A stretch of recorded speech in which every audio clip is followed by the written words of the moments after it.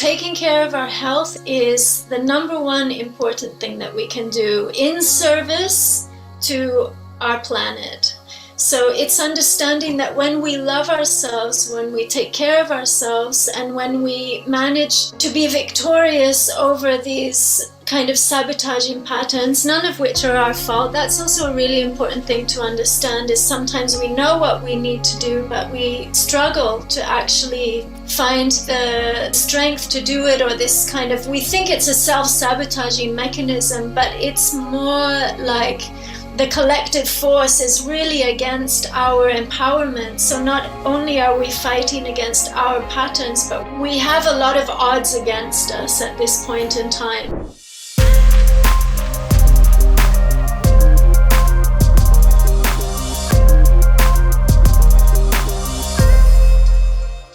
Welcome everybody to the Dr. Espen podcast. I'm Espen, and today I have the privilege of interviewing one of my personal mentors, an incredible person who I've been blessed to be guided by now for many years. And today we're going to talk about how to make our lives sacred. We're going to talk about how to reconnect to spirit, how do we live a sacred life, and also understanding the true essence of how we can imbue what is referred to as the beauty way into our lives in general. I'm privileged to interview Samart today. She's a New Earth visionary, ceremonial leader, holistic spiritual guide, shamanic healer, oracle, musician, and many other things.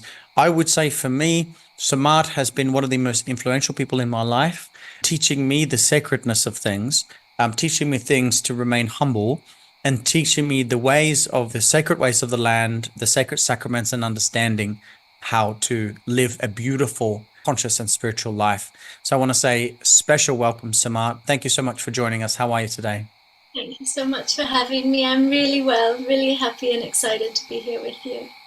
Thank you for the great introduction. Oh, it's my pleasure. It's my pleasure. I love hearing the sounds in the background. I know you live on beautiful sacred land, and you're one of the most integral people that I've met. And by integrity, I mean the people that practice what they preach. And having known you now for some years and learned from you and been able to imbue your wisdom and parts of the lineage and the traditions that you represent into my life has made my life incredible. So this will be quite a spiritual conversation. It'll be a conversation where I ask a lot of questions of Samart in terms of, and by the way, to give you some context, Samart is not new to this game. How long have you been practicing now, would you say, as a shamanistic healer, New Earth visionary? How long have you been on this path for? It's been about 30 years now. 30 years of deep study and deep devotion, and sharing with others for about 15 years now. Isn't that special? 3 decades of experience. So I trust that for those of you watching and listening, take notes, use your intuition, open up your heart, and please feel free to listen to this interview again and then take notes as to how to apply some of these principles. I think is really quite special. So I'm going to jump straight in there, Samart. Straight off the cuff, how do we reconnect to spirit? Well, it's first about recognizing that we are ourselves spirit. And it's starting with that question, who am I?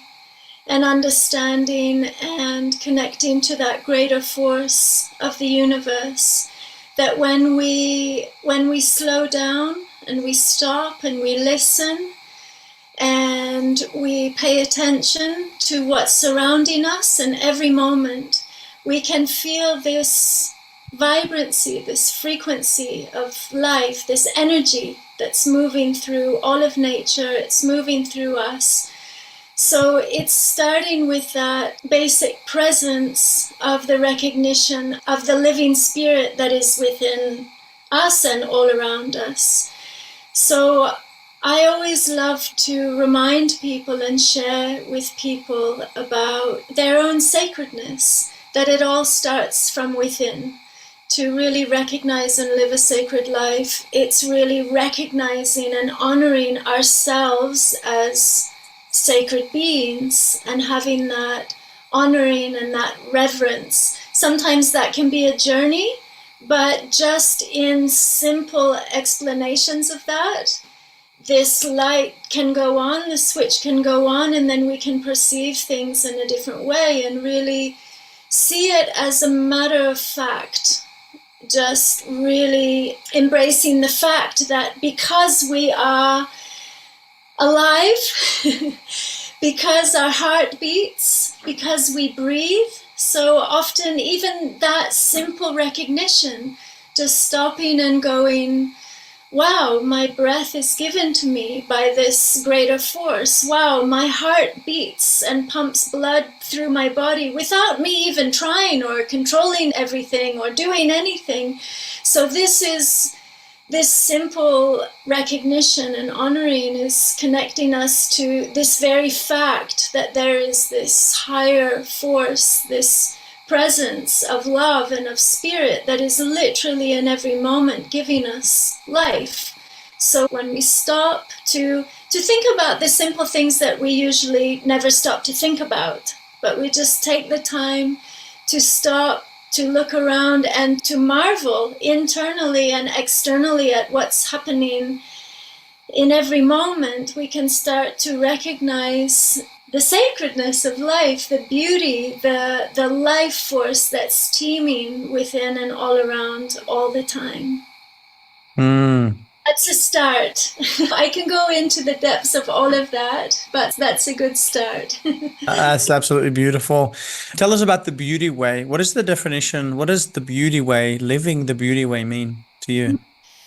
Well, it's following on to what I just shared. I mean, the beauty way, we say, the beauty way is really the path of the heart. It's really coming from, as I just shared, slowing down, stopping, connecting into our breath, being aware of our heartbeat, being present to what is around us in every moment. And when we can stop and see really what's in front of us right now without any filters that this judging mind that we all carry, we've all unfortunately inherited it, even though it's not really an aspect of our true nature.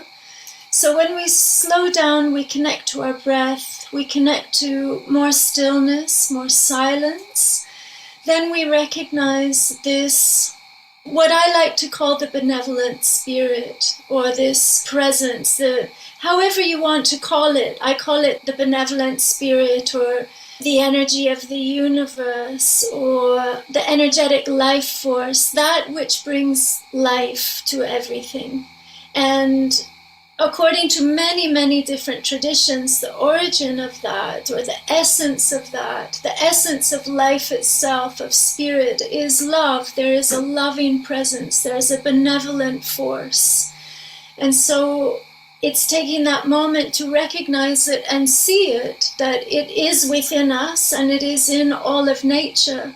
So the beauty way is recognizing our true nature, that we come from creation, that we are an aspect of the creator spirit. We are part of nature. We are part of the earth. And so the beauty way is seeing that through the heart, seeing that through feeling the love within us that connects to that benevolent presence. It's one and the same. It's internal and it's external. So the beauty way is recognizing the beauty of that love in everything and in everyone, that is the core essence of creation itself, and that is the core essence of who we are. So starting to awaken to that truth, to this truth. It's very beautiful. And I know, even if you look at quantum physics, science has supported this now. Science has supported this now for over 100 years. So this is no longer an esoteric or arbitrary conversation. This is a really highly applicable conversation as to understanding the fundamental laws of nature, understanding the truth and the essence of who we are. And then my next question is, once we know this, Samart, we know who we are, we believe that we are, how do we begin to walk that path? What are some of the things that you see when, your clients come to you for the Sacred Life program, and the things that you teach people how to live in alignment with this? Because it's not enough knowing it, because a lot of people know it, but they're still living toxic, harmful life, self-destructive lives in many ways, unhappy lives, unfulfilled lives in so many ways. What are some of the things that you've seen when clients have come to you when they realize who they are and they want to actually live with more love and beauty and grace? Well, what would be some of the things that you see and some of the steps to take? Well, the first step, like I said, is really claiming our goodness, really claiming our participation, that we want to live in alignment with that divine presence, with that benevolent spirit, and claiming ourselves as, yes, I am that. I come from that. That is my true nature. That is my birthright. So each person having that conviction inside of themselves, it doesn't matter if we have still bad habits or negative thoughts, or we feel not good enough, or we still have unworthiness programs or self-love issues or relationship issues, regardless of what issues or problems or self-limiting beliefs, regardless of all of that, we just make that decision. Because I breathe, because my heart beats, because I'm an earthling on planet Earth, I'm going to claim that I'm on the side of good. I know I'm a good person. And when we look around, we see that this is indeed the truth. And so that's really the first step. So deciding to participate and align ourselves with the spirit of that benevolent force. So it's having that devotion inside. And then from there, it can go into many, many different directions, but it's really taking an honest look at all different aspects of our life in a practical sense. The way that we can apply it is starting to pay attention to that wish to align ourselves to our true nature. Aligning ourselves to our true nature means aligning ourselves to nature. So this is a great reference point as well, that we look around and we see, how does nature move? How does nature work? So returning back to that inquisitiveness, curiosity, starting again to pay attention to how nature works. And we know that we are nature now. Like you said, we know we're energy, which I say is like the essence of the fire. We know that we are 75-80% water. We know that we breathe in the breath of life force. I've just learned in the Aboriginal language, we learned this together. No, the word for breath, spirit, and air is all the same word. So when we connect to the air, we're connected to spirit, we're connected to our breath.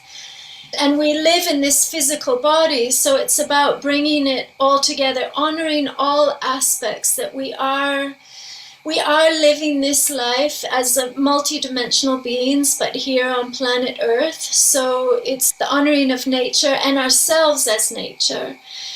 So there's specific rituals, practices, very simple. It's what I share and what I like to teach is very, very simple, because I find that the human mind has already made things really complex. So coming back to our true nature, there's a real simplicity in that. So yeah, I like myself to keep it simple.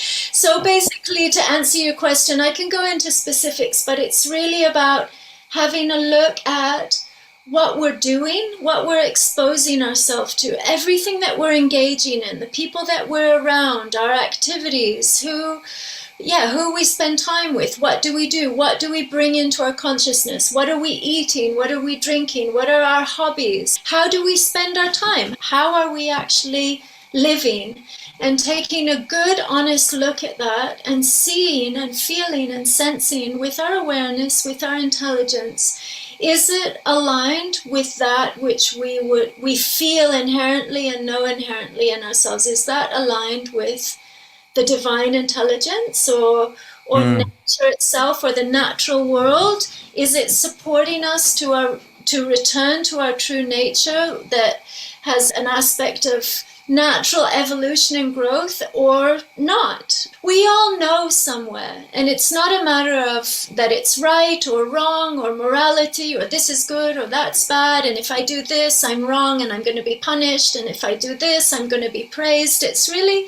about looking and what makes us feel like we're vibrating in that in that natural current of love. And naturally, when we feel good, we feel expanded, we feel inspired, we feel motivated.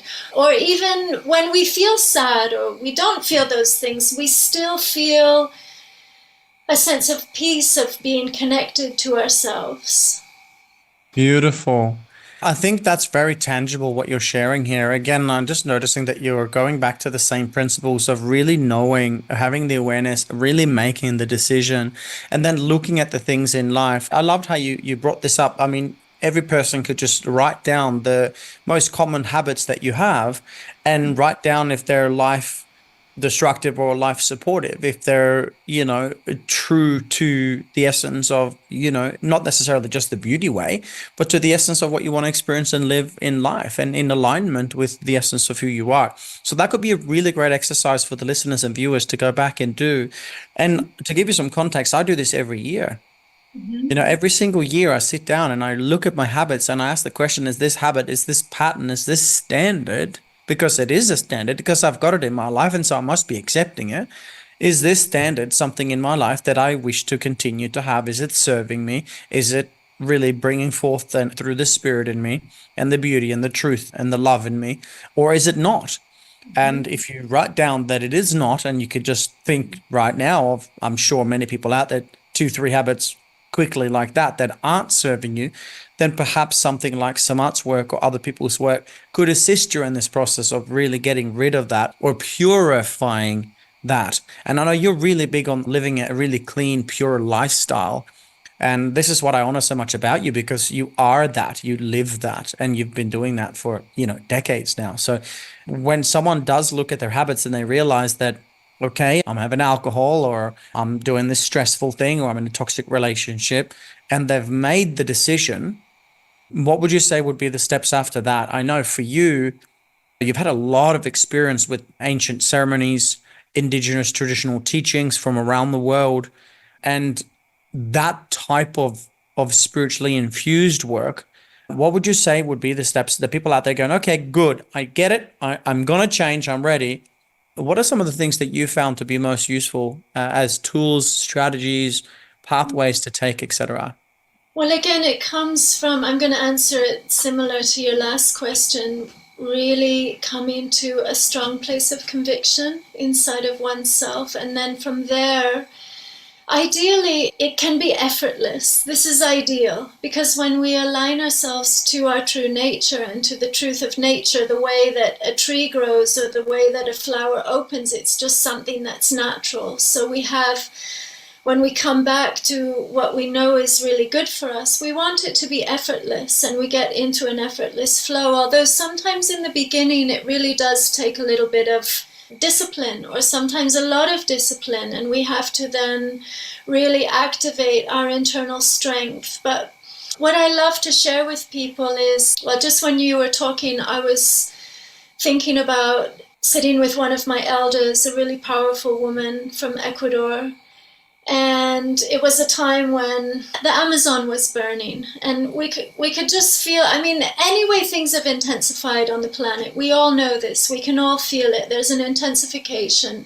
We can all feel this quickening, or this sense of like, okay, we know a change needs to be made. What can I do? And this is coming back to the inherent goodness of each person, that given the opportunity, everyone wants to help. Everyone wants to do something. So I asked this elder, okay, the Amazon is burning. There's all kinds, we're in a plight as a humanity. What can we actually practically do that's going to make a change? What can we do? And my ears were all open because I really wanted the answer. And she said, the most important thing we can do at this point in time is take care of our health. Is honor our bodies, which is our whole system. Our body means our physical body, our emotional body, our mental body, our spiritual body. It's all one. So taking care of our health is the number one important thing that we can do in service to our planet. So it's understanding that when we love ourselves, when we take care of ourselves, and when we manage to be victorious over these kind of sabotaging patterns, none of which are our fault. That's also a really important thing to understand, is sometimes we know what we need to do, but we struggle to actually find the strength to do it, or this kind of, we think it's a self-sabotaging mechanism, but it's more like the collective force is really against our empowerment. So not only are we fighting against our patterns, but we have a lot of odds against us at this point in time. So once we make, again, it's making that decision, just choosing where we're sitting. I am participating, and this is where I can maybe also share about what a lot of the elders have said about coming into the new earth, but making this decision like, I'm participating in that. I'm participating in a better world, in a world that makes sense. How can I participate in that? By taking care of my health. So knowing we know what makes us feel good in our bodies, what doesn't. And then, of course, there's a lot of different support, different modalities, different healing modalities, different kinds of professionals. There's a lot of support out there. So to recognize when we want to make a change, to seek the support that's going to help us make that change. And I like to also talk to people about when they have issues about feeling not good enough or unworthy or these kinds of things, that they can devote or dedicate their healing or their willingness to look after their health for the next generations, or for the children, or if they know, oh, I myself am part of the earth, I myself am water. So if I want to see a healthy planet, if I'm environmental and I want to see the earth being healed and restored, and I want to see all the waters of planet Earth flowing clean and all the pollution to be tidied up, the first place to start is within myself, that my own waters are pure, that my own body is strong, that my own body is healthy. If we knew that each one of us, our vibration is actually affecting the health of the earth, then this can give each one of us a lot of incentive, because we're devoting it to a greater, higher purpose. So we do it for ourselves and we do it for the collective, because we are all really one. We all share this one earth. We all breathe the same air on this planet. We all drink the same water on this planet. So it's really understanding on a really simple way that we're all connected, we're all joined, we're all related. Beautiful. And I often speak to parents, for me as a father, I know you're a mother as well. Our children don't always do what we say, but they certainly become like we are. So if we can take the next step to strengthen and the reason why we do it, why would we live a clean life? Why would we purify ourselves? Well, it is, of course, to experience beautiful, vibrant health and not get sick and, have the spirit trapped in your body, but rather be, youthful and vital as you age and go through life. It is also to have an impact on the planet, because as you said, when we treat ourselves with kindness and respect and love, and we live a clean life, that has an impact globally.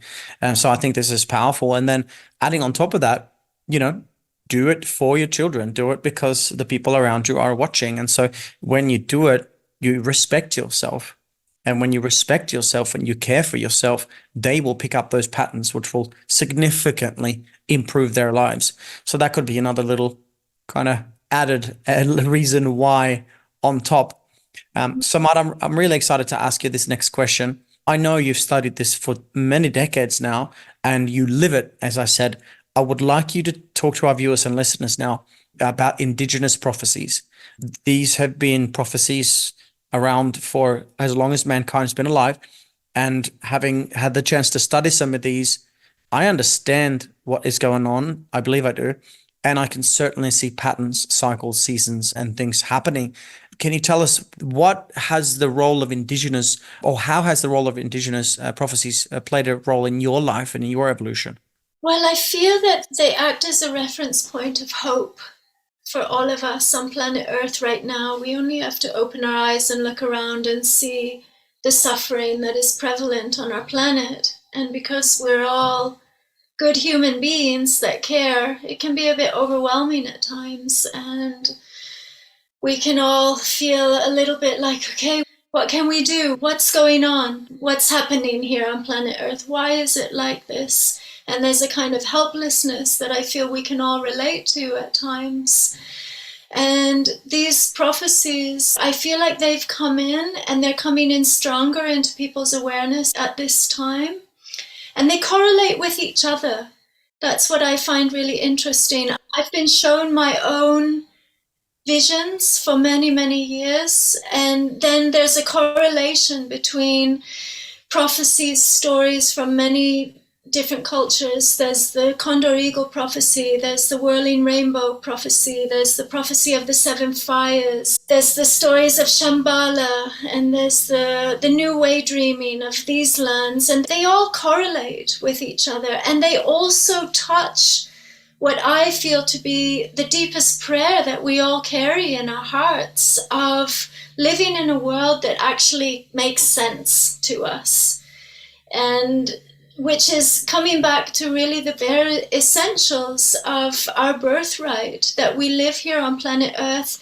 There should be clean water for all people living on planet Earth. There should be enough food for all people living on planet Earth. There shouldn't be poverty. There shouldn't be famine. There shouldn't be war. All of this is a reflection of the imbalance and the disconnection and the amnesia that has been imposed on us as a humanity, that has caused us to forget our sacredness. And this comes back to how we started this conversation. So I feel the answer to these problems as a humanity is returning and remembering the sacredness of ourselves and the sacredness of this life and the sacredness of all of nature. So the prophecies speak of this, of coming into a time when we reawaken to our true nature, when we reawaken to the truth of who we are. And we live in a world that makes sense. That one master said, when asked, how are we going to change as a humanity? Like, what's the answer to all of humanity's problems and sufferings? And he said, when humankind becomes kind man. So simply like this, when we find this balance, and again, I'm going to reiterate, and I can't say this enough, when we all look inside and recognize ourselves as divine beings, when we look inside and recognize ourselves as part of nature, as this benevolent spirit, and the Buddhists speak of it as well, they call it the bodhicitta seed, the bodhicitta nature. And when we all awaken to that seed of goodness that's placed in our heart. And I've just been thinking about it recently. There's many different prayers also in different cultures, like the Lakota is Ahomatakyoyasin, is honoring all of our relations, honoring the fact that we're all related, we're all joined, we're all connected. And this isn't only on planet Earth, this is all beings in all dimensions, in all planes, in all universes. Nice. And then there's the Sanskrit, Loka samasta sukhino bhavantu, or may all beings in all worlds be happy, or the Buddhist Tibetan Om Mani Padme Om, happiness to all beings. So there's prayers in different cultures that speak this one heart prayer for all beings to be happy, to be peaceful. So this prayer is being spoken. So why is this prayer there in the first place? It must be there because it's here to be realized. So for all of us, again, when I say that we all must claim this, so can we all claim it here and now and say, okay, I'm going to hold this prayer.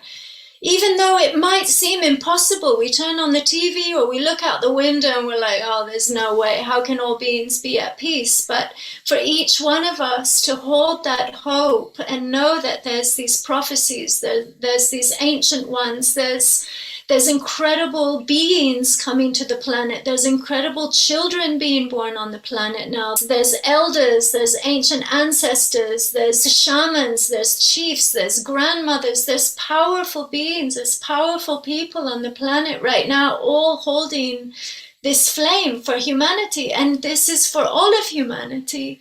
So we can all participate in this. It doesn't matter if we have brown skin, or it doesn't matter the color of skin we have. The fact that our blood is all red. So the beauty way is also connected to the red road, the red path, the path of life, the path that we honor as human beings. We all have red blood.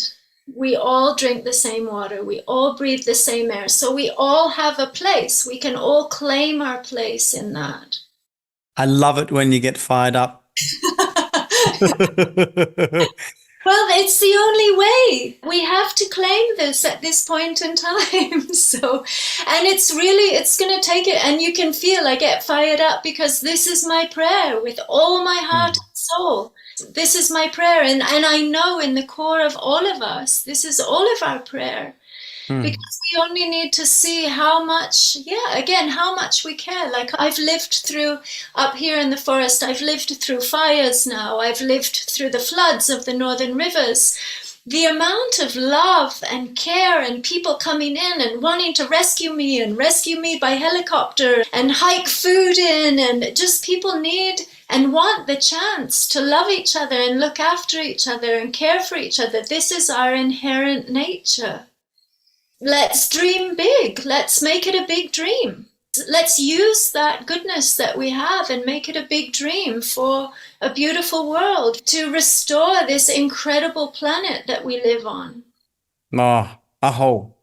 And, this is why I've been so privileged to sit in so many gatherings with you when we sat in, silent meditation on top of a mountain for 3 days, and we've prayed and we've cried and we've offered this prayer up, and so many hours I've elevated your prayer as well, because I truly do believe that this is the way. This is the only way.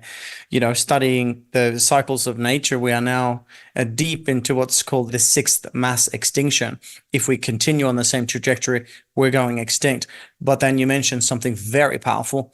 That is not going to happen. We have seen it, we know it, we carve the path and we become it. And as you mentioned, the indigenous prophecies of lands and cultures from around the world are saying the same thing. There's no way that those cultures would have met, according to so-called history anyway, and would have known exactly the same thing. Some of these prophecies are from, as you know, tribes deep in the jungle that have not connected with people on the other side of the earth, to say at the very most. So this is exciting to see that these prophecies speak of the same thing. They speak of what's going on and the path that is before us and the role that we can play.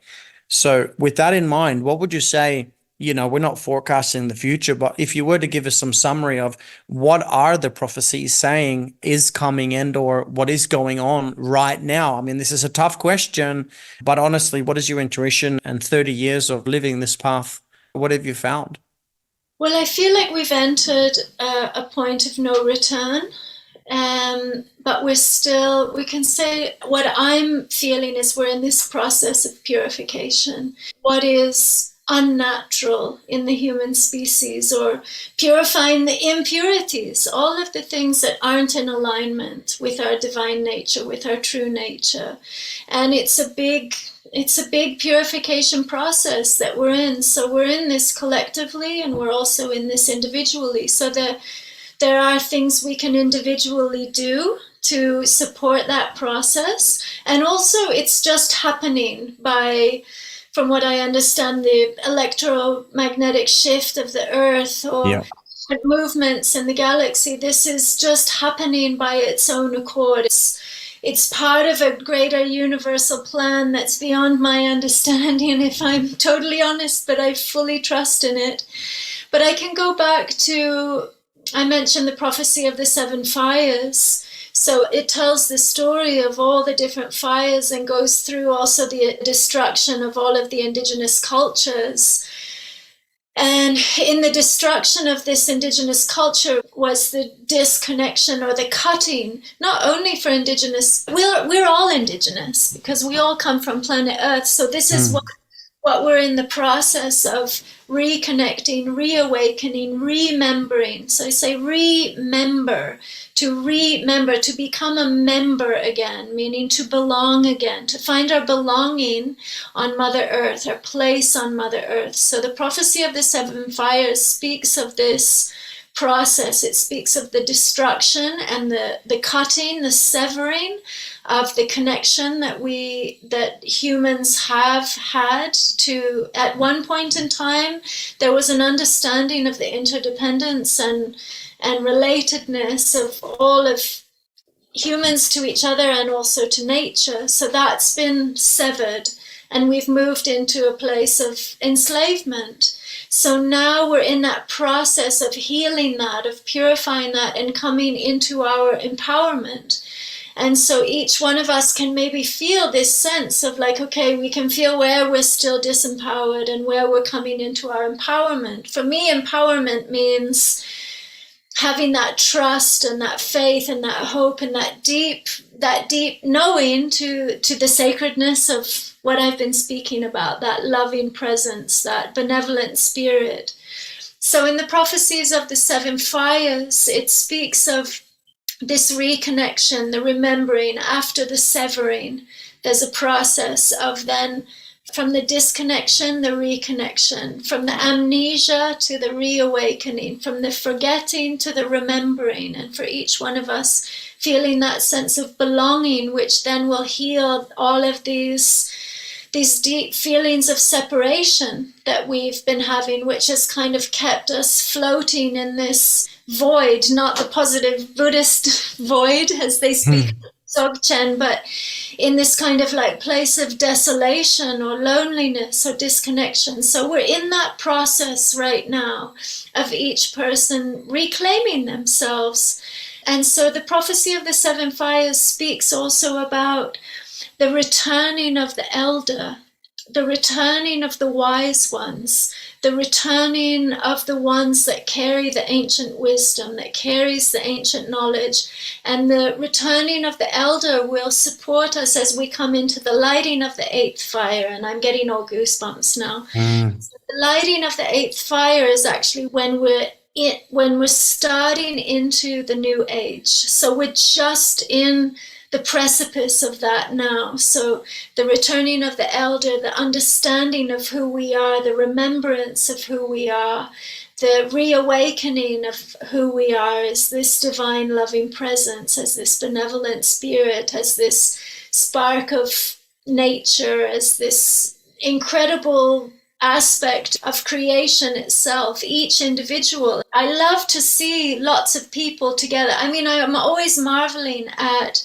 how unique and individual each person is. When I get together with groups of people and hear people express themselves and talk, you just never see or hear two people that are alike, and it just blows me away, the diversity of people. So each person really honoring their own uniqueness, the sacredness. And yeah, it's learning how to live in right relation with Mother Earth, how to live in right relation with all of nature. And I feel like that's happening now.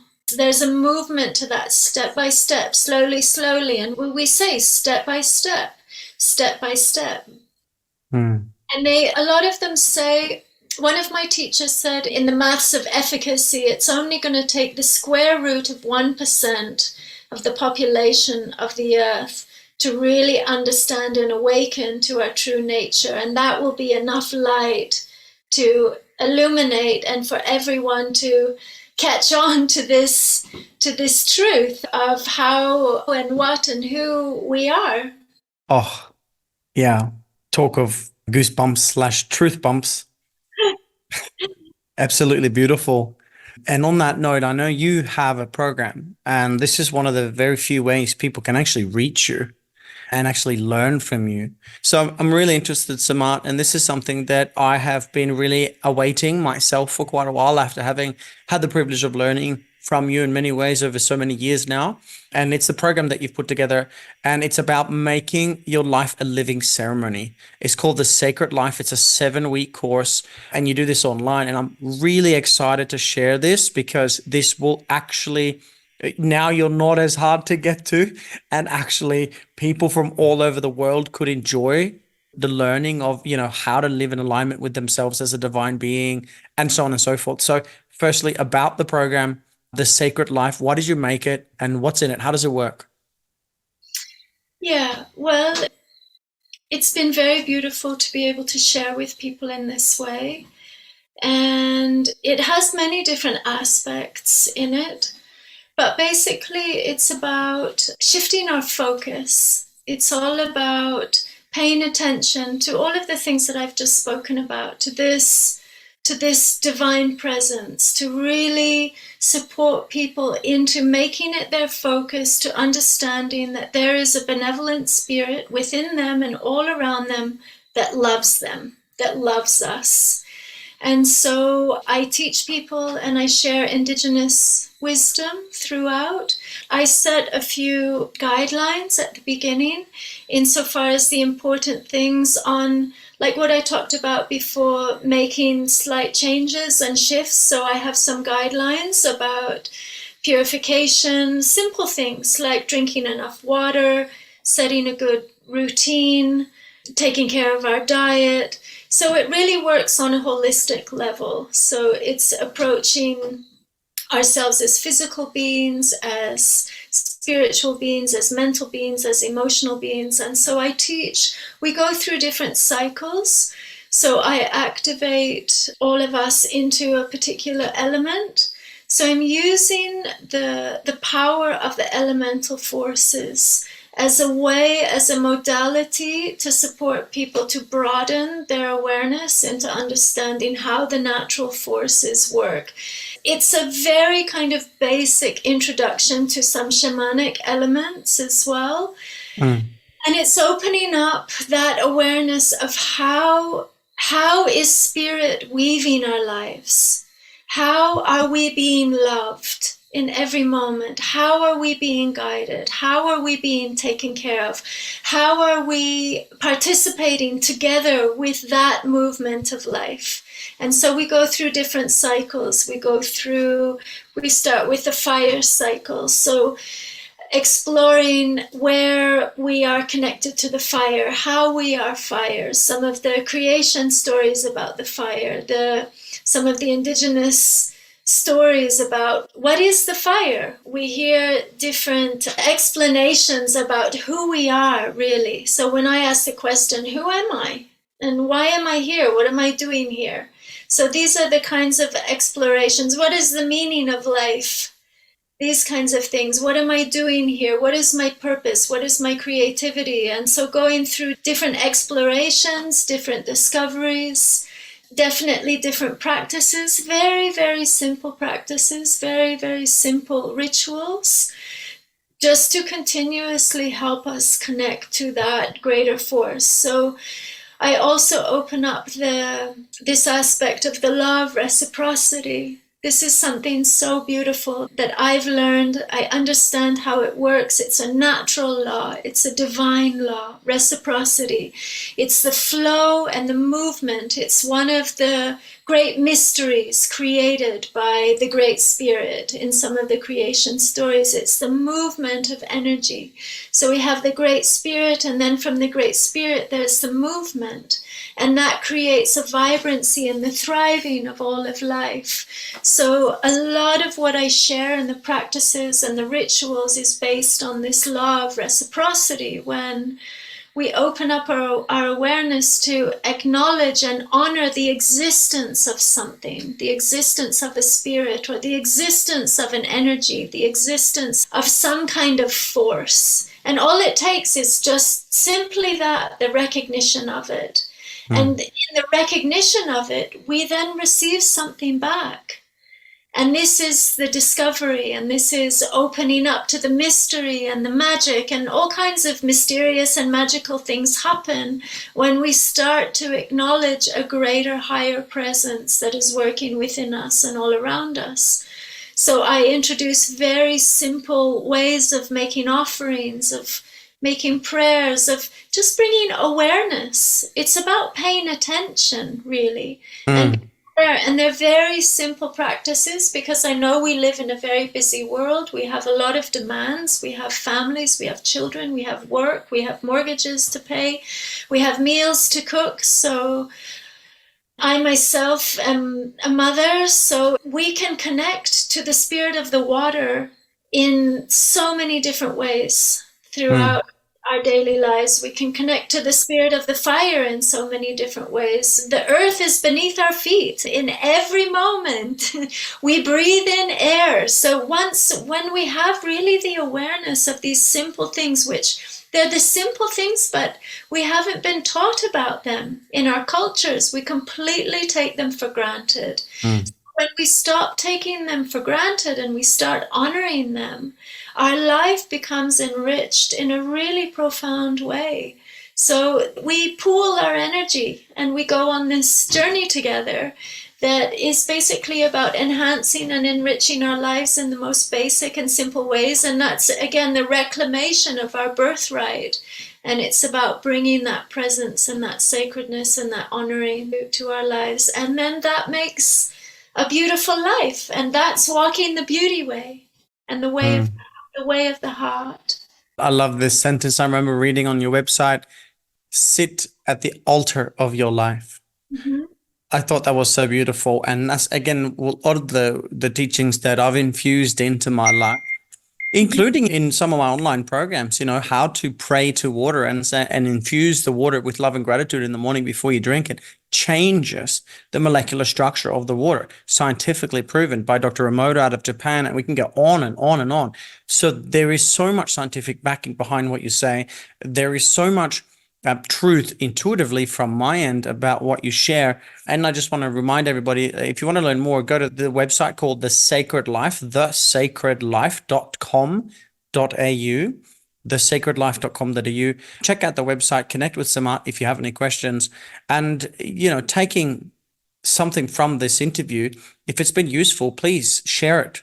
Share it with as many people as you can. Your share of this interview to one person can, again, impact that entire family, every person that individual meets, as well as they continue to share it and live it, and it just keeps on going and going and going. So please, in this moment, if you felt connected to this, share it. If you want to learn more, go to thesacredlife.com.au.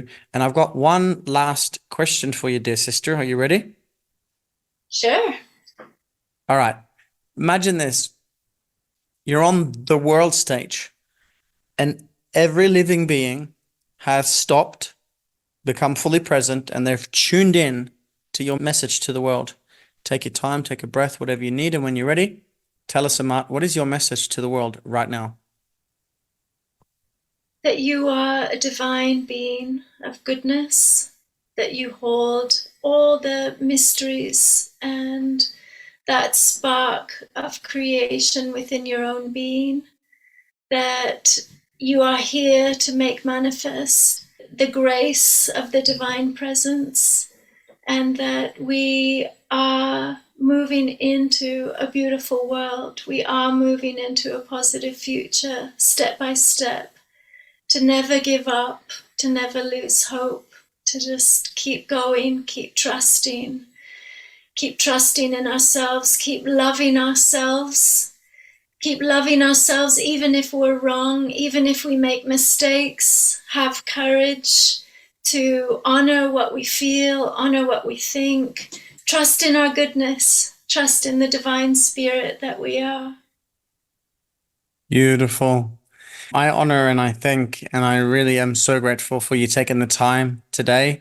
And moreover, not just sharing with our listeners and viewers, but also for what you've done for me in my life and, helped me turn so many aspects of my own ego self into a more pure way of living, being, seeing, experiencing, giving and receiving. It has truly been life-changing and absolutely transformational, to say the very least. So I, again, thank you from the bottom of my heart for being who you are, for walking the path that you walk, and also for being here with us today and infusing that to the world. So listeners, viewers, Share it, spread it wide. Let's get the word out there. Let's make this big difference. And remember that it starts with how we show up for ourselves again. So thank you again, Samart. Thank you so much for having me. Love you lots. Thanks again. Goodbye for now, everybody.